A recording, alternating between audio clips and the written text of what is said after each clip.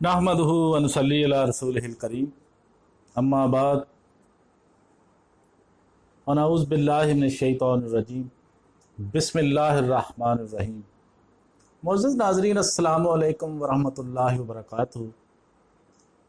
कराची में जो फ़ज़ाई हादसा पिछले दिनों हुआ है, इंतहाई अफसोसनाक है, जिसमें 100 के करीब लोग अल्लाह को प्यारे हो गए। लेकिन इसमें दो खुशनसीब ऐसे लोग भी हैं जो एक फ़ज़ाई हादसा होने के बावजूद भी वो बच गए हैं, सर्वाइव कर गए हैं। ऐसा फ़ज़ाई हादसात में बहुत कम होता है कि फ़ज़ाई हादसे में अमूमन जहाज़ आग लग जाती है और जिससे तमाम मुसाफिर जल कर हलाक हो जाते हैं। लेकिन इस खुशकिस्मत दो जो लोग बच गए हैं, उनमें दोनों का हम वो जो उन्होंने हादसे के वक्त उन्होंने जो देखा, जो महसूस किया, उसके बारे में हम बात करेंगे और वो बताएंगे हम आपको कि जब जहाज़ क्रैश हुआ उससे पहले उन लोगों ने क्या देखा, क्या सुना और क्या महसूस किया। दुनिया भर में तैयारों के हादसे में किसी के बच जाने की मिसालें बहुत ही कम मौजूद हैं। इन हादसात में बच जाने वालों को इंतहाई खुशकिस्मत समझा जाता है। ऐसे ही दो खुशकिस्मत अफराद मोहम्मद ज़ुबैर और पंजाब बैंक के सदर ज़फ़र महसूद हैं। मोहम्मद ज़ुबैर पेशे के लिहाज से इंजीनियर हैं। वो तो इतने खुशकिस्मत साबित हुए कि एक रोज़ अस्पताल में रहने के बाद उनको अगले रोज़ यानी 22 मई को हादसा हुआ था, 23 मई को घर जाने की इजाज़त दे दी गई। मोहम्मद ज़ुबैर को मामूली चोटों के अलावा कोई बड़ी चोट नहीं लगी, जबकि उनका जिस्म कुछ मुकामात पर जला है, मगर इसमें भी कोई ख़तरे की बात नहीं है। ज़फ़र महसूद ज़ख्मी हुए हैं। उनको एक बाजू पर एक से ज़ायद फ्रैक्चर आए हैं, जिस पर उनके 23 मई को ऑपरेशन हुए हैं। अभी एक और ऑपरेशन भी होना बाकी है। ज़फ़र महसूद के ख़ानदानी ज़राए के मुताबिक उनकी हालत बेहतर है। पहले हम मोहम्मद ज़ुबैर की कहानी आपकी खिदमत में पेश करेंगे। मोहम्मद ज़ुबैर को लाहौर से कराची की फ़्लाइट बहुत अच्छे से याद है। वो बताते हैं कि हम लोग दोपहर 1 बजे लाहौर से रवाना हुए। मैं खुश था कि कोरोना और लॉकडाउन की सूरत हाल में भी ईद घर पर करने का मौका मिल गया है। जहाज़ के सब ही मुसाफिर खुश थे। कई मुसाफिर अपने घर वालों को बता रहे थे कि बस थोड़ी देर में कराची पहुंचने वाले हैं। कई एक तो फ़ोन पर अपने प्यारों से ईद मनाने की मनसूबाबंदी भी कर रहे थे। उनका कहना था कि सब कुछ ठीक ठाक था, कुछ भी ऐसा नहीं लग रहा था कि गलत हुआ है। कराची पहुंचकर जहाज़ के कप्तान ने लैंडिंग का ऐलान किया, मगर वो लैंडिंग ना हो सकी। इसके बाद जहाज़ दोबारा फ़ज़ा में बुलंद हुआ। इस वक्त कुछ झटके लगे। जहाज़ 10 मिनट तक फ़ज़ा में ही रहा। इस दौरान ही जहाज़ के अंदर भी खौफ फैल गया था। लोग ऊंची आवाज़ से कलमा तैयबा का विर्द करने लग गए थे, दुआएं कर रहे थे, मुआफ़ियाँ मांग रहे थे। मोहम्मद ज़ुबैर का कहना था कि मैं भी दुआएं कर रहा था। इस दौरान दोबारा पायलट की सदा गूंजी। वो ऐलान कर रहे थे कि मैं दोबारा लैंडिंग की कोशिश कर रहा हूँ, जिसके बाद वो दुआओं की आवाज़ें ज़्यादा तेज़ हो गई थी।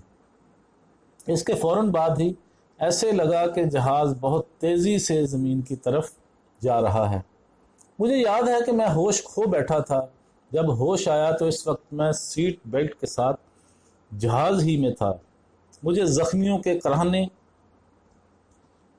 और चीखों पुकार की आवाज़ें आ रही थी। हर तरफ धुआं और आग थी। चंद लम्हे तक तो समझ में नहीं आया कि मैं ज़िंदा भी हूँ या नहीं, मगर चंद ही लम्हों में मेरे हवास ने पूरी तरह काम करना शुरू कर दिया। जहाज़ के अंदर मैं किसी भी मुसाफिर को नहीं देख सकता था, सिर्फ धुआं ही नज़र आ रहा था। मोहम्मद ज़ुबैर का कहना था कि इस दौरान मुझे एक रोशनी नज़र आई। मैंने अपना सीट बेल्ट उतारा। रोशनी मुझसे कोई 10 फुट की दूरी पर थी। मैं समझ गया कि अपनी जान बचाने के लिए मुझे इस रोशनी तक पहुंचना होगा। वहां तक पहुंचने का तरीका सिर्फ छलांग ही था और मेरे पास वक्त बहुत कम था। आग और धुआं बढ़ रहा था। اپنی پوری ہمت کو یکجا کیا اور پورا زور لگا کر چھلانگ لگا کر اس روشنی تک پہنچ گیا۔ وہاں پر پہنچ کر میں تقریباً ہوش کھو بیٹھا۔ بس اتنا یاد ہے کہ مجھے فی الفور کسی ایمبولنس میں ڈالا گیا تھا، اور پھر جب میں ہسپتال پہنچا تو جسم میں معمولی سی تکلیف کے علاوہ مجھے کوئی اور تکلیف نہیں تھی۔ اب میں عید اپنے گھر میں کروں گا، مگر رہ کر مجھے ان اپنے جہاز کے مسافروں کی یاد آ رہی ہے جو اس حادثے میں زندگی کی بازی ہار چکے ہیں۔ اب ہم آپ کو ظفر محسود جو کہ پنجاب بینک کے پریزیڈنٹ تھے، ان کے ساتھ کیا ہوا یہ ہم آپ کو بتائیں گے۔ ظفر محسود بینک آف پنجاب کے صدر ہیں۔ حادثے کے ایک روز بعد ان کے بازو کا آپریشن ہوا۔ ان کے بھائی علی محسود نے بتایا کہ انہیں ڈاکٹروں نے آئندہ چند دن تک بات کرنے سے منع کیا ہے، اور ساتھ میں تمام لاحقین کو ہدایت کی ہے کہ ان سے اس حادثے سے متعلق کوئی بھی بات نہ کی جائے کہ اس سے مریض پر برے اثرات مرتب ہو سکتے ہیں۔ علی محسود کا کہنا تھا کہ انہیں ان کے بھائی نے حادثے کے متعلق بتایا ہے۔